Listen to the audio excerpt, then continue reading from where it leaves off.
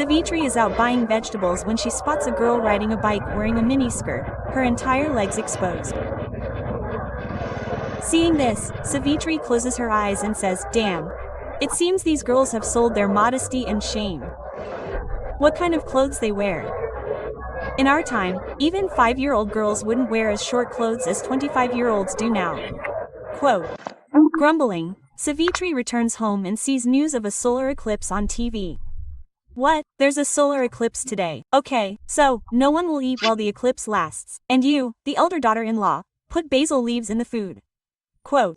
Rekha, veiled, shakes her head. Moments later, the solar eclipse begins. Just then, Rekha's husband returns home exhausted from work and begins eating bread and jam from the fridge.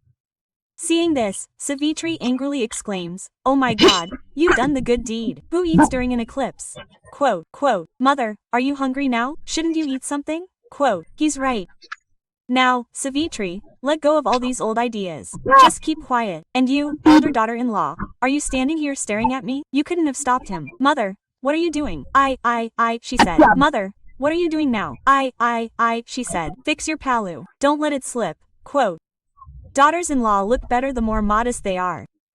Hey, we used to work as much as we wanted, but it would be fun to sometimes have our veils on. Bringing 3 pots of water from the well. Looking after the buffaloes in the fields was so much work in our time. But today's daughters-in-law need a machine for everything, from kneading dough to washing dishes. And you can have them dress up in skimpy clothes and throw kiddie parties. But that won't work in my house. In my house, daughters-in-law will always be veiled and sari clad. So be careful that this scarf doesn't slip from your head from now on. Shame, shame, shame, shame, mother. I'll be careful. This is Savitri Devi, who hated women in modern clothes. Savitri had 2 sons. The eldest son was married. Rekha, the eldest daughter-in-law, followed her mother-in-law's instructions completely, but Savitri was never happy with her. She would always find fault with one thing or another. One day, while Rekha was resting in her room during the day, Savitri suddenly came into her room. Rekha was turning over, revealing her waist. Seeing this, Savitri screamed loudly, "Shame, shame, shame, shame, shame, shame, shame. This is exactly what I was afraid of. I've lost all my modesty." "Mother, but what happened? What is going to happen? How did your waist become visible while turning? If something like this happens again, daughter-in-law, it won't be good." And thus, Rekha spent a full year of her marriage under restrictions. On her first anniversary, her brother-in-law, Rahul, was working in Delhi. "Bobby, I had to tell you all something, so I thought what better day than this. Sandhya works with me in my office. She's from a good family. She earns well, and I want to marry her." "I mean, a love marriage?" "Yes, Mom, a love marriage." "Why? Is there a problem?" No, what problem would I have? If you like the girl, then I like her too." I don't understand Savitri's philosophy. She scares those who are afraid, and readily agrees to the words of those who don't listen. "Shut up, sir, I can't lose my son to that city girl. What if he leaves everything for her? That's why I quietly agreed to this marriage. Once she's in the house, there will be no difference between her and Rekha." Savitri agrees to her younger son's marriage. They get them married a month later. After the wedding, Sandhya, wearing a heavy lehenga, gets quite tired while traveling from Delhi to Kanpur.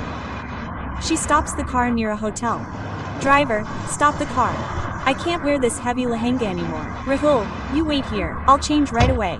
Quote. A short while later, the car pulls up at her in-laws' house. Then Sandhya emerges from behind, wearing a skirt and top, and a wedding dupatta on her head. Everyone is shocked to see Sandhya in this state. Quote. "Rahul, son, you asked for a girl in 2 pairs. That doesn't mean she'll actually come in 2 pairs. Mom, it was a long journey, and she vomited on the lehenga on the way back. That's why she wore whatever she had on hand." Quote. Why is this Rahul's child lying? Come on, Sandhya, touch your mother's feet. "Oh, no, leave it. If you bend, who knows what will bend." "Oh, thanks. I wasn't in the mood to bend myself." "What's the matter?" "I'm really tired. By the way, Mom, where is our bedroom?" "What is it?" "I want to take a shower first, and Rahul, darling, please give me a body massage. I'm really tired today." "Tell me, Mother, where's the bedroom?" "Sandhya, just 2 minutes." "Mother, please enter." "Oh, please hurry up with all these formalities. I'm really so tired." Savitri was furious inside. But what could she do? She quietly performed their Griha Pravesh ceremony, and Sandhya arrived at her in-laws' house as her daughter-in-law. But Savitri was terrified when she saw Sandhya's clothes. This new daughter-in-law was wearing way too modern. So what if she's educated and has a job? Will she be a fool? Will she wear whatever she wants, like a handkerchief? What if she's wearing something ridiculous for the mood dikai tomorrow? No, I have to fix it. Thinking about this, Savitri went to Sandhya's room. Hey, see you new daughter-in-law, what are you going to wear for the mood dikai tomorrow? How is that sari, mother? It's nice, but it's black. These colors don't look good after marriage. Quote. And by the way, it's not just black. Look, it has a red border. Whatever the case, you won't wear a sari like that. Come on, show me your saris. I'll tell you which one you want to wear. Sandhya shows Savitri all her saris, and seeing a pink one, Savitri says, yes, this one will be nice. You wear it. Yes, mother. Quote. Sandhya is surprised to see her mother-in-law's attitude change so soon after the wedding. Savitri has seen Sandhya's sari, but she didn't realize how hot her blouse is. In the evening, for the mood dikai wedding ceremony, Sandhya wears that pink sari with a hot blouse. Seeing this, Savitri ties her sari properly. Daughter-in-law, put the palu on your head. All the guests will be coming, so it's not nice to walk around with your head covered like that. Quote. Sandhya comes out wearing a sari and a veil. Seeing this, the women in the neighborhood talk. I agree with you, Savitri. I thought she would wear a mini skirt even for the mood dikai. Quote. But you taught her how to wear a sari and wear a veil in just one day. Hey, my name is Savitri. Savitri. Okay, Sandhya, daughter-in-law, now go touch everyone's feet and seek their blessings. Savitri touches everyone's feet and seeks their blessings. But Sandhya didn't know what kind of a person her mother-in-law was. Once she wore a sari, there was no chance of wearing Western clothes. They all had to go to the temple the next day. So, that very night, Sandhya went to her mother-in-law and asked her what she should wear tomorrow. What do you want to wear? What don't you? That's all for later. But how did you come out in this night dress? This doesn't work in our house. But Rahul told me I could wear whatever I wanted. How would he know about all this? He's lived in this house since childhood, first in a hostel for studies and then out for a job. You are his wife, but you are my daughter-in-law, and I have the final say in this house. Sandhya becomes sad and goes to her room. Seeing her sad, her sister-in-law follows her into her room. Don't be sad, Sandhya. This house isn't called Savitri Niwas for nothing. Mother rules here. I can't even cook without her permission. So, forget about clothes. Now change into your sari and come to the kitchen. I don't think she'll ever let you wear Western clothes again. How can I not wear them like this? I'll only wear this sari for a week now. After that, no more. Quote. A week later, Rahul plans a honeymoon trip with Sandhya. Quote. Sandhya, it's really fun. Kashmir is really beautiful. Now, get packing. Quote. Sandhya finishes her packing. Then, when Savitri hears of this, she comes to Sandhya. So, we're getting ready to go to Kashmir. Show me what you've packed to wear there. You know, you have to be careful. What if you pack too small and catch a cold? Quote. I already understood that you wouldn't let me go without checking my clothes. Sandhya goes on her honeymoon, but she buys some Western clothes and takes lots of photos of herself. But one day, her mother-in-law sees the photos and gets furious at Sandhya. But then Savitri's mother-in-law, Ratna, who is quite old, arrives. But she too is wearing a t-shirt and pajamas and glasses. Tell me, what's wrong with these clothes? Look at me, do I look bad in these clothes?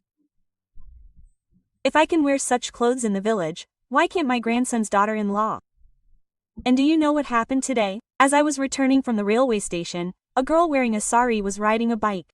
Her sari got caught in the bike, and she fell off. She suffered a minor injury. She is none other than our elder daughter-in-law, Rekha. I've just had her admitted to the hospital. Savitri, changing her thinking with the times.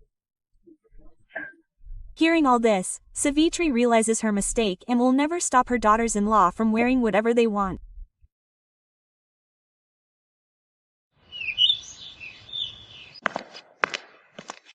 Today, these two sisters drank so much they couldn't even walk. It's my fault. In my desire to love these motherless daughters, I got so carried away that I couldn't see right from wrong.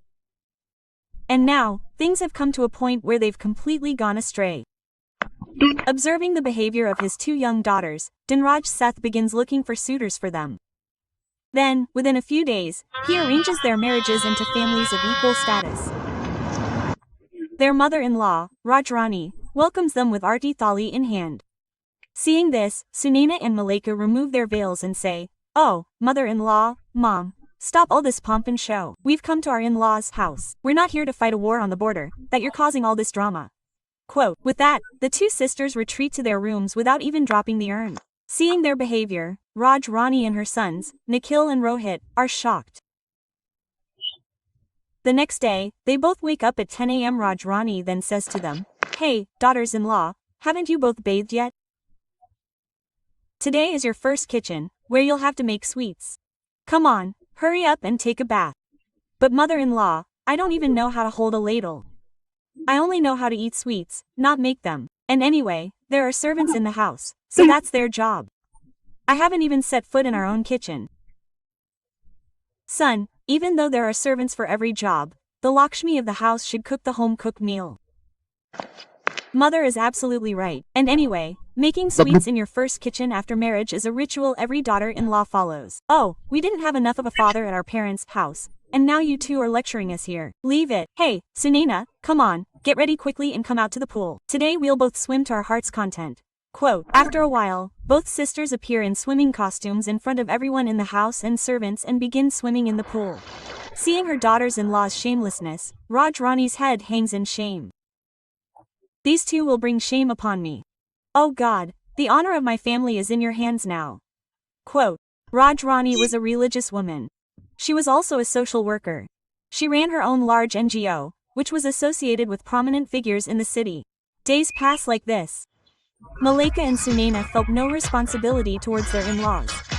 They spent the entire day busy with makeup, parlors, shopping, and parties. "Where are you going tonight, daughter-in-law, wearing such short clothes?" "Mother-in-law, it's our friend's birthday party today. We're both going to a nightclub. We'll be late. Come on, Sunaina." Quote. Then, they both change into short dresses and head to the nightclub, where they smoke and drink heavily. Then, at midnight, some boys drop them home. They both stumble inside. Seeing them, Rajrani asks them, "What's all this? You've both crossed all limits today. This doesn't suit daughters-in-law from a wealthy family." "Oh, Saju, Mom, don't start your lecture again. These are the days we have to live. If we don't enjoy our youth, will we enjoy it when we're old like you?" "Yes." Quote. Just then, Nikhil and Rohit arrive and slap them both hard. Seeing this, the sisters become furious and slap their husbands back. "We're modern girls. We know how to give a befitting reply, so don't make that mistake again." Quote. Then, they both stagger to their rooms. Time passed like this. Then one day, Sunaina and Malaika were lying in their house when they received a message on their phones, an invitation to a party at a farmhouse on the outskirts of town. Quote, "Oh, wow, a party." Quote, Malaika said, "I'm so excited, man. Until now, I'd only heard about rave parties. But now we'll enjoy them too. Of course, if we haven't enjoyed everything in life, what's the point?